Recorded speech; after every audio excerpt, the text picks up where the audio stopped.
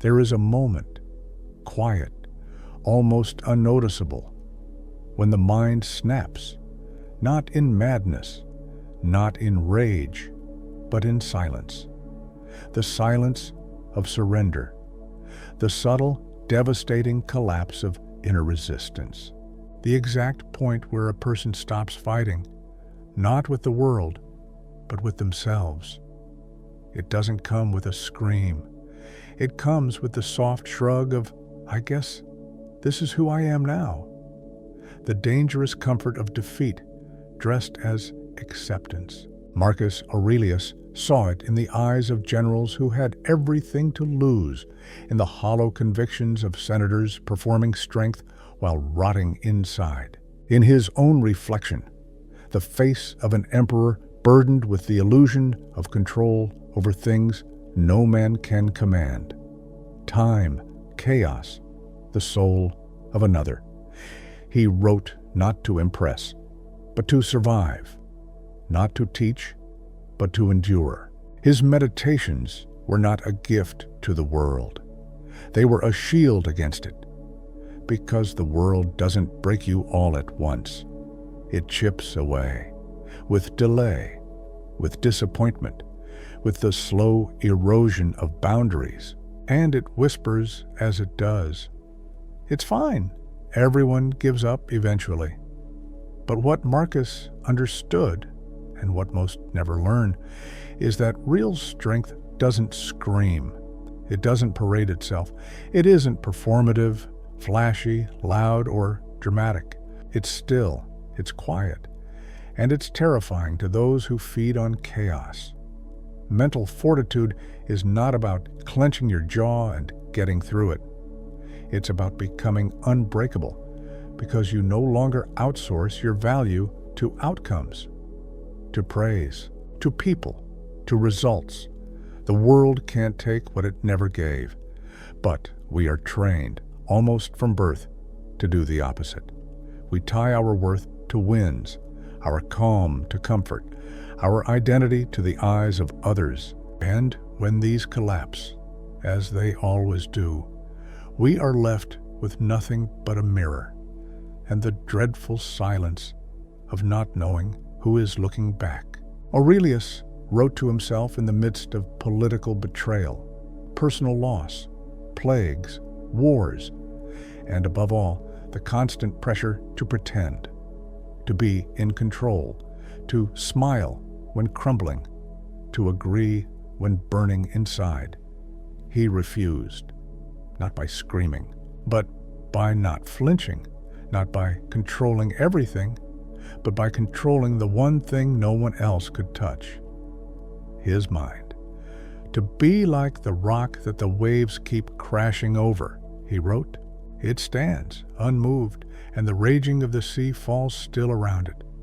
The world will always rage, and the fragile will rage back.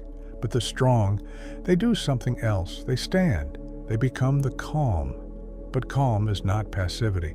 It's not avoidance. It's not detachment. In the name of peace, it's clarity. It's choosing which battles deserve your fire, and which ones only exist to steal it. Mental fortitude is not becoming cold. It's becoming clear. Clear about what's yours to carry and what never was. Clear about which voices deserve entry and which ones echo from people too weak to face themselves. Clear about what pain means and what it doesn't, because pain is not the enemy. Neither is pressure or loss or even failure. The real enemy is the story you attach to it, the belief that this shouldn't be happening, the fantasy that life must conform to your timeline, the demand that the world should protect you from disappointment, rejection, or injustice. Marcus never demanded that. He expected hardship, and in doing so, he stripped it of its sting. When you stop expecting ease, struggle doesn't shock you. When you stop waiting for fairness, cruelty doesn't destroy you. When you stop chasing approval, silence doesn't define you.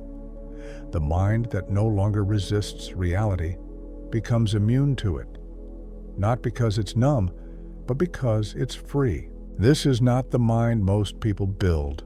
Most people are trained to break. They are praised for being pleasant, not honest, for being liked, not grounded, for being agreeable, not truthful. So when pressure arrives, they panic, they over-apologize, they collapse into roles, into masks, into convenient versions of themselves just to avoid rejection, confrontation, or failure. But the man who trained himself to live without constant affirmation, that man terrifies people. Because he cannot be manipulated, he cannot be baited, he cannot be broken. He knows the cost of his integrity, and he's willing to pay it, not because he's arrogant, but because he remembers something the world forgets. What you betray to be liked, you lose forever, and what you protect in silence, even if no one sees, builds something stronger than approval. It builds character.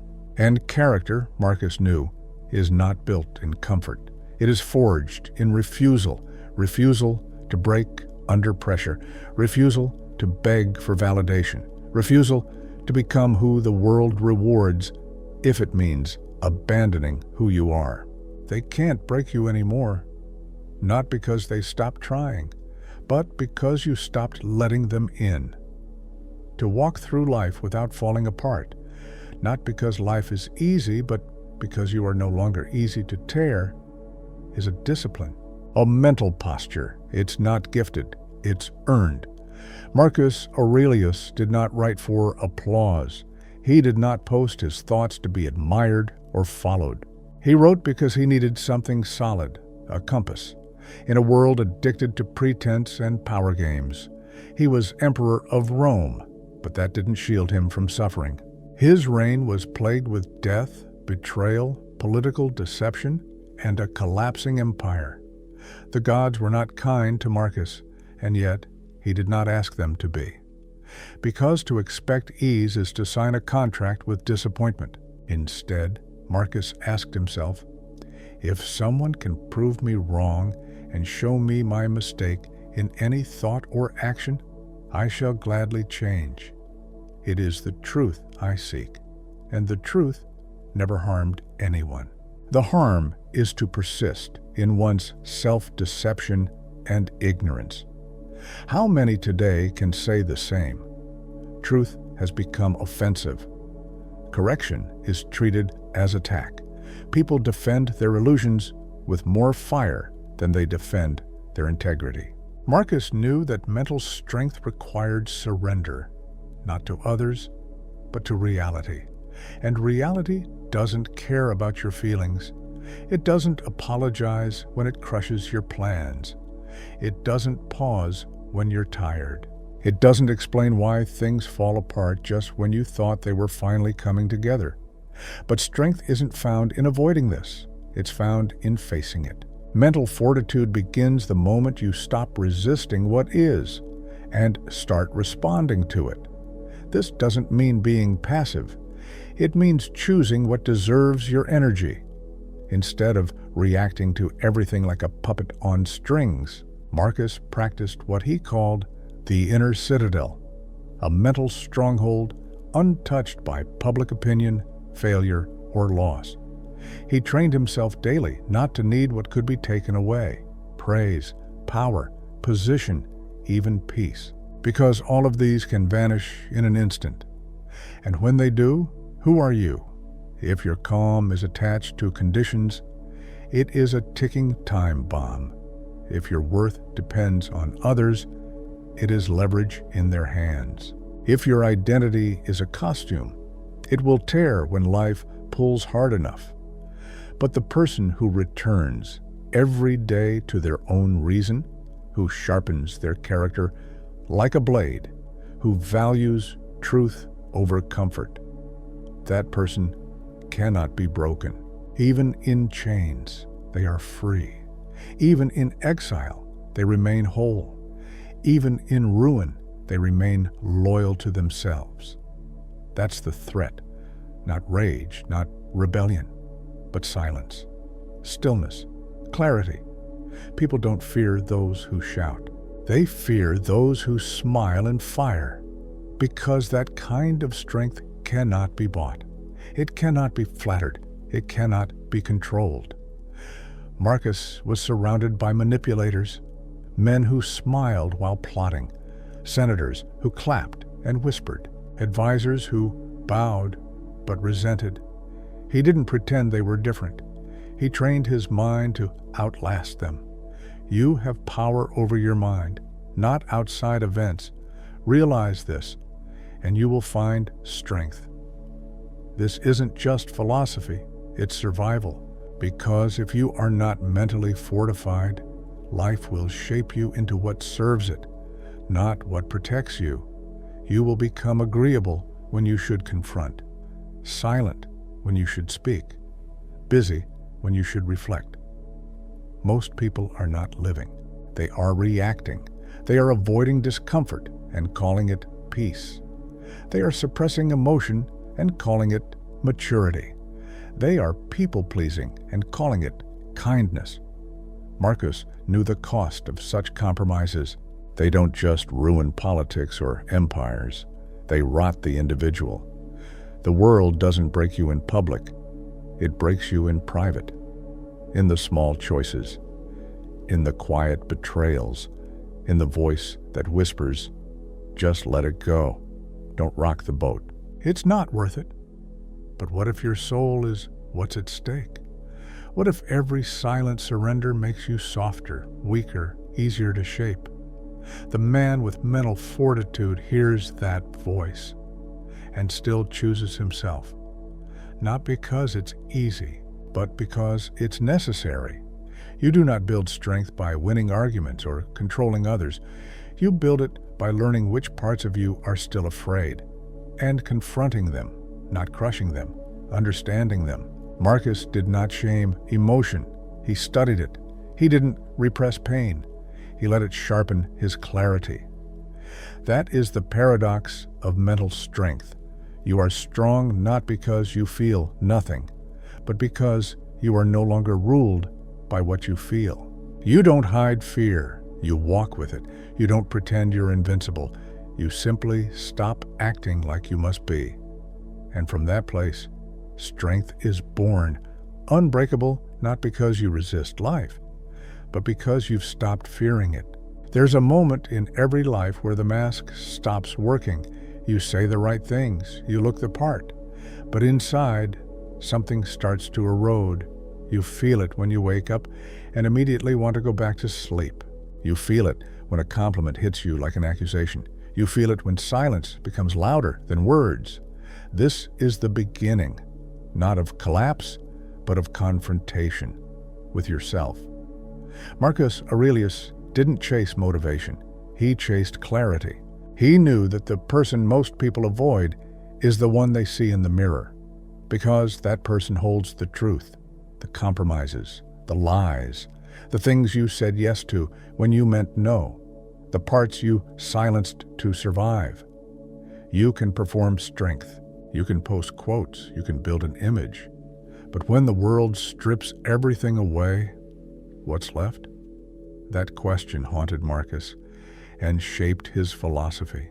The soul becomes dyed with the color of its thoughts. He didn't ask, "How do I look strong?" He asked, "What am I becoming every time I choose comfort over courage?" The world doesn't break you with one strike. It wears you down, bit by bit, choice by choice. You stay in a job that drains you. You maintain a relationship out of fear. You stay silent when your truth might cause tension. And then one day, you forget what your truth even was. That's not bad luck. That's erosion. Mental fortitude begins when you stop mistaking survival for success. Marcus lived under pressure none of us will ever comprehend. Plagues, wars, treason. And yet, he didn't rage against it. He trained his mind to stand within it. When you arise in the morning, think of what a privilege it is to be alive, to think, to enjoy, to love. That's not romanticism. It's resistance against apathy, against helplessness. against the lie that you are powerless because the world is painful. Pain is not the enemy. Avoidance is. Most people live not to feel, not to see, not to confront. But Marcus knew a life without pain is not peace. It's sedation. Real strength, the kind that can't break, is built in the tension. When your beliefs are tested and you hold them, when your emotions scream and you stay centered, when the world mocks your values and you don't flinch. You don't need everyone to understand you. You need to understand yourself. That's what makes you unshakable. Not invincibility, but self-possession. Marcus didn't write meditations for the world. He wrote it so he wouldn't forget who he was when the world tried to redefine him. You don't have to be emperor to need that. Every day, people sell their integrity for acceptance. They trade their voice for validation. They mistake agreement for belonging. Mental fortitude is not built on agreement. It's built on principle, not on being liked, but on being real, even when it costs you, especially when it costs you. Because every moment you choose truth over comfort, you earn your strength. You don't need armor, you need alignment. You don't need to be the loudest, you need to be the most grounded. Marcus never pretended he wasn't afraid. He simply refused to be ruled by fear. He faced loss, he faced betrayal, he faced the chaos of empire, and still chose discipline over despair. That's not coldness, that's control. Over the only thing you ever truly own, your own mind. And when that is clear, steady, anchored, the world can rage and scream, and you remain. This isn't detachment. This is preparation. You prepare for heartbreak by knowing you'll survive it. You prepare for manipulation by becoming immune to flattery. You prepare for loss by releasing the illusion of permanence. You prepare not to avoid life, but to endure it. Because in the end, it's not the noise that breaks you. It's the lie that you need to be anything other than yourself. So drop the act, drop the need, drop the fear, and return, not to who the world expects, but to who you were, before the fear taught you to bend. That's strength, not given, not performed, but earned, alone, quietly, relentlessly. There's a war you fight that no one sees, not with enemies, not with obstacles, but with yourself, the part of you that wants to give up, the part that whispers, it's not worth it, the part that's tired of being tired. Marcus Aurelius knew that voice. He heard it in the cold mornings when duty called. He heard it in the silence after betrayal. He heard it when power made him lonely, not fulfilled. You have power over your mind, not outside events. Realize this, and you will find strength. This is where most people fall. They believe the lie that discomfort means something is wrong. They assume peace is the absence of pain. They wait for motivation, when what they need is clarity. Clarity about who they are. Clarity about what they stand for. Clarity about what they're no longer willing to tolerate. Not every battle is visible. Sometimes strength is getting out of bed. Sometimes it's saying no when your voice shakes. Sometimes it's walking away when staying would destroy you. The outside world wants performance. But Marcus focused on presence, not the role, the reality, not the image, the inner world. He asked himself every day, is what I'm doing essential? And if not, why am I doing it? That question burns through the noise, through the empty striving, through the toxic patterns disguised as ambition or love. We collect so much, titles, opinions, validation, and still feel empty, because real fulfillment doesn't come from accumulation. It comes from alignment, The kind of alignment that can't be bought, that can't be given, that's earned in solitude, silence, and self-reflection. Waste no more time arguing about what a good man should be. Be one. That's not about perfection. It's about honesty. You can't become strong by pretending. You become strong by facing the very things that scare you, by not running, by not numbing, by not shrinking. When people say you've changed, it's often because you stopped making yourself smaller to fit their comfort. That's growth. And growth, real growth, is lonely. Not because you're unworthy of connection, but because most people don't want to confront what you're facing head on. They want the illusion of stability. You're choosing the reality of strength. That's not easy, but it's worth it, because eventually you realize you can be exhausted and still be powerful. You can be afraid and still be courageous. You can be doubted and still know your path. Marcus didn't write to impress. He wrote to remember who he was under pressure, to remember what mattered when status lost meaning, to remember how not to lose himself in a world that wanted to shape him. That's the discipline, not of the body, but of the soul. And you don't get there by accident. You get there by choosing again and again what's true over what's easy. You don't need to conquer the world. You need to conquer the part of you that keeps waiting for someone else to save you. No one is coming. That's not hopelessness. That's liberation. Because once you accept that, you stop waiting. You stop apologizing. You stop begging to be seen. And you start building from the inside out, brick by brick, choice by choice. You let go of what was never yours to carry. You release the need to be understood by those who misunderstand themselves. You stop performing a life you don't believe in. And you start living for real, with both eyes open, with your spine straight, with your soul unclenched. Because nothing out there can break you if you refuse to betray yourself. And when you live like that, the world still throws chaos at you, but it no longer shakes you, it clarifies you. There comes a moment when pain no longer surprises you, when disappointment stops feeling personal, when you stop expecting the world to protect what you finally learned to guard yourself. This isn't numbness, it's maturity, and Marcus Aurelius understood it better than most. The world believed him powerful because of his title, but he knew true power came from restraint, from self-command, from refusing to let bitterness build altars in his mind. The best revenge is not to be like your enemy.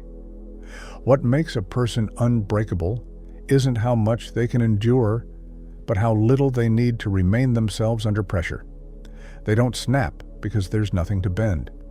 They are rooted in something deeper than validation.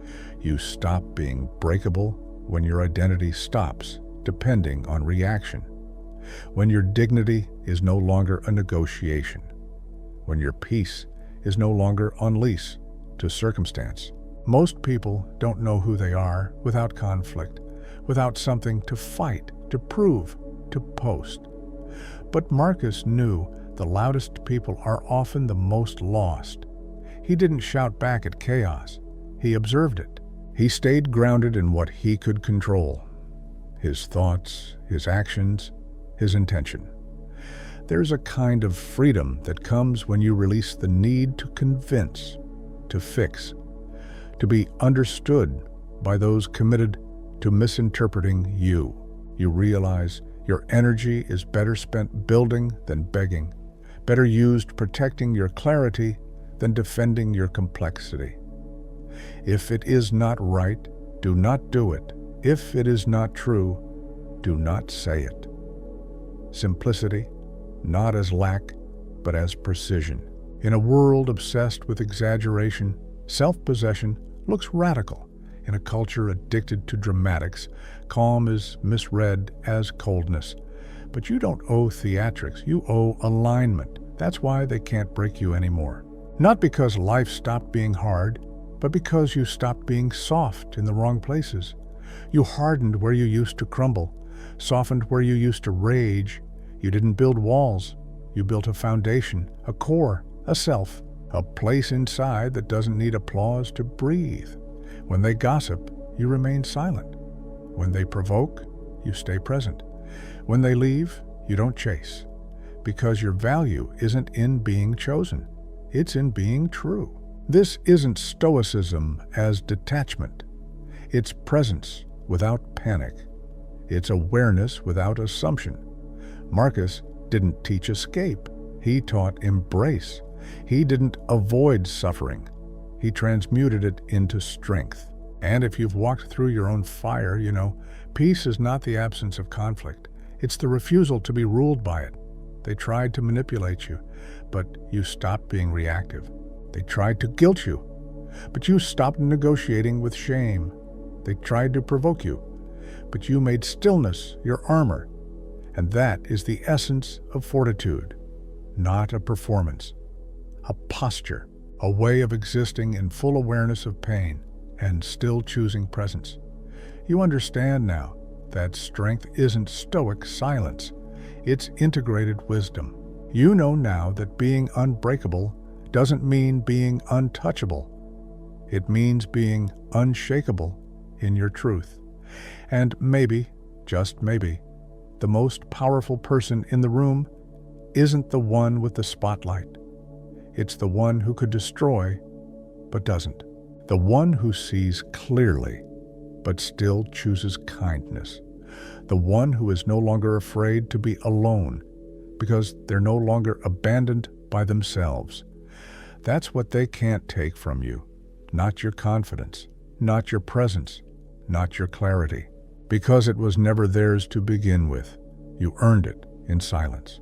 You built it in solitude. You forged it in every moment you wanted to fold and didn't. Now you stand different. Not louder, clearer, not harder, wiser. And no, the world didn't get easier, but you stopped expecting it to. Now when it comes, you don't flinch. You breathe, you align, and you move forward. Because they can't break what bends with purpose. They can't confuse what's rooted in clarity. They can't hurt what no longer looks to them for healing. You are not unbreakable because you are untouched. You are unbreakable because you've been touched by pain and transformed it, just like he did, just like Marcus taught you to.